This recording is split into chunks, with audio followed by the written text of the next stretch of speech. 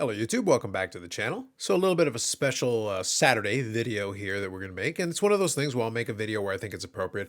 So this part right here is just going to be a quick precursor just to set up the clip that I'm going to play for you. I think it's about 6 or 7 minutes. It's basically an excerpt from the live stream that I did on Friday evening into Saturday morning.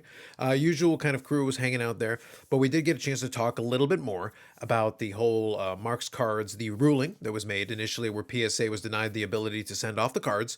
And of course, as you know, we had a little bit of discussion during the week about potential implications and kind of some of the concerns and things with it. So Jay, who's been around in the chat a fair number of times, been a great contributor and kind of helping out, and has also been on the live stream before, actually joined us during the live stream. So that'll be what you're going to get to see in this clip. And we actually have a little bit of a discussion about some of the particulars of it. Now, Jay is a lawyer, even though he doesn't specifically deal with bankruptcy law. He does have a little bit of a background in it because he has touched on it at a previous part of his career.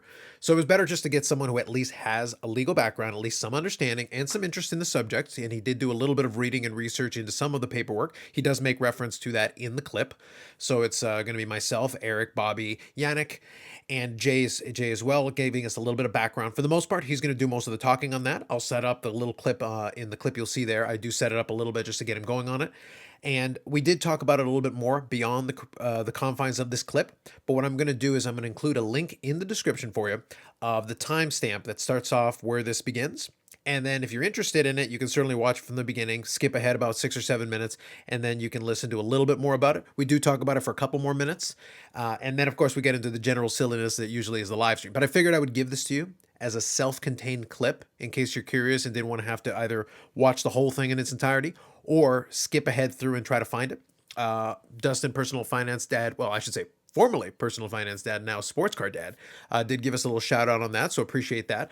But I figured I would give you the clip as a self-contained so that if you only have maybe about 10 minutes, you could actually just watch it as a self-contained thing.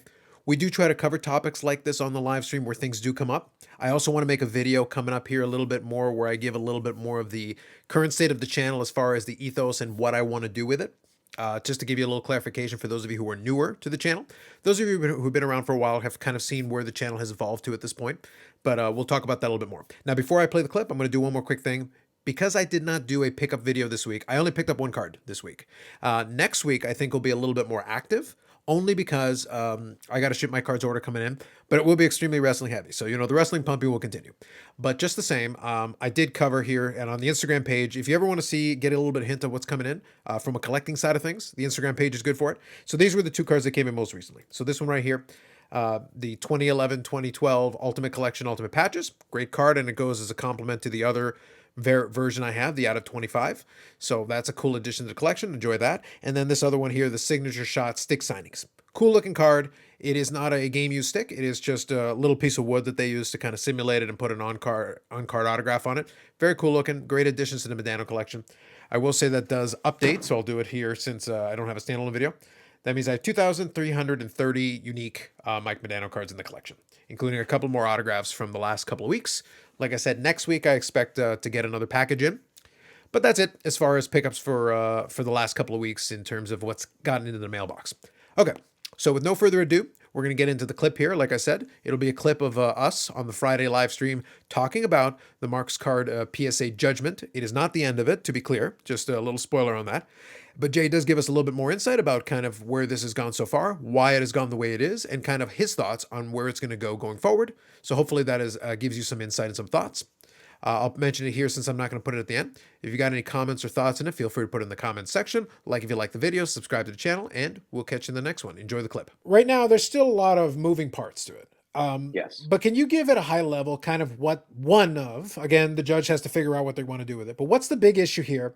Why couldn't, in a nutshell, why couldn't PSA just send off the cards? Why would the court hesitate on that? Okay. So the main point to consider is what bankruptcy is about, and bankruptcy is about status quo. That's what I was, and I was inarticulate in the comments yesterday. Sure. But the main idea is to make sure they make the right decision, and by make the right decision, it means that these are final decisions, and by final decisions means we're going to make a decision that in the end people have to live with. They don't move fast Hmm. in the sense of making those considerations. So here's one point that I didn't touch on, Hmm. and this is actually super important for people to understand, right? This judge in bankruptcy, this is all he does. In most district courts, federal district courts, they do criminal, they do civil, whatever.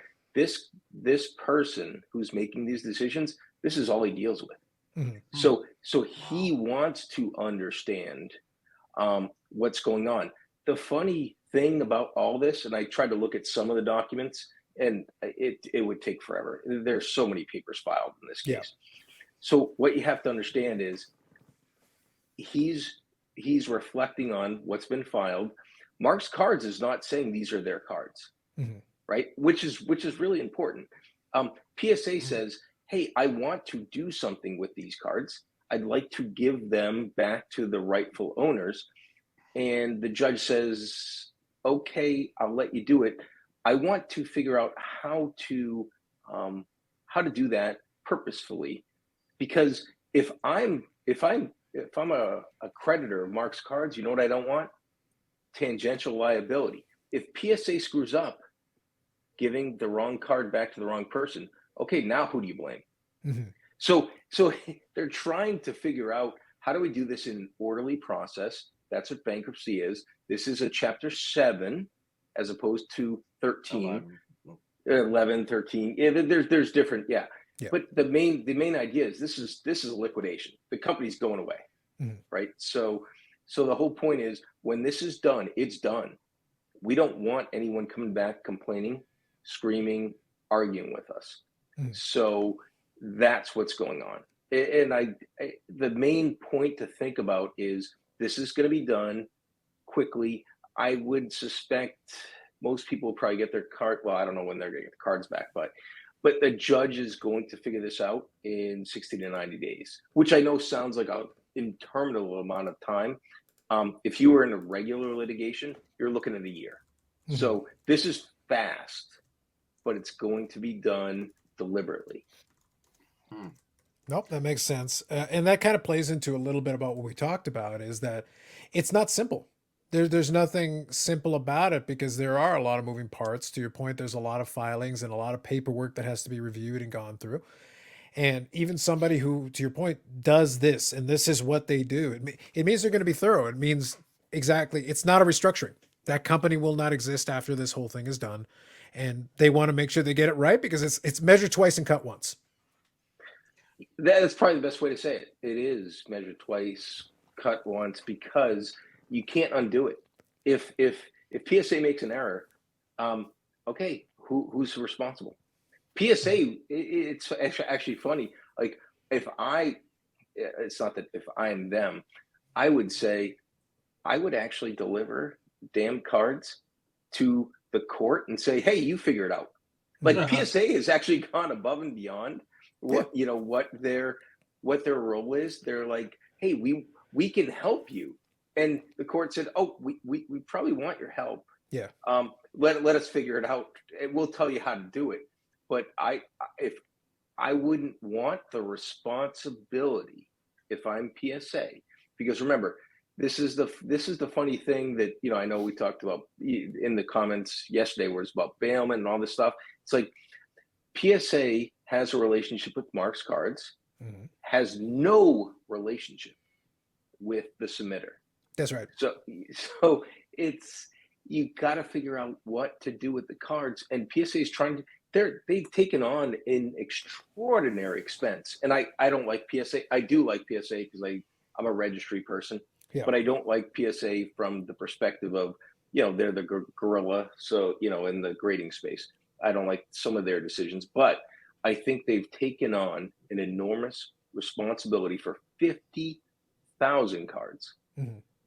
And they said, how can we do right by the hobby? They're eating the grading fee, kind of, based on what they've said, because I think there's a markup charge and they're going to charge you. Yeah. So but they've actually appeared in court.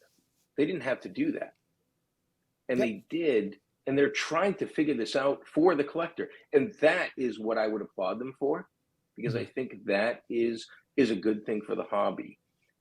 And I think the judge is going to get to the right decision. He just needs time to sort this out. He's got clerks, he's got people that are going to help him with the process. And I understand from a collector standpoint, this is very frustrating. Mm-hmm. But in the end, the right decision is going to be made. The sky is not falling. This is not going to change the landscape. I'd be shocked if it did, of what it has to do with. People are talking about vaults and all the other things, which actually piqued my interest. I went to look at different vault contracts because I have cards in vaults. Yeah. And I'm like, this is kind of interesting.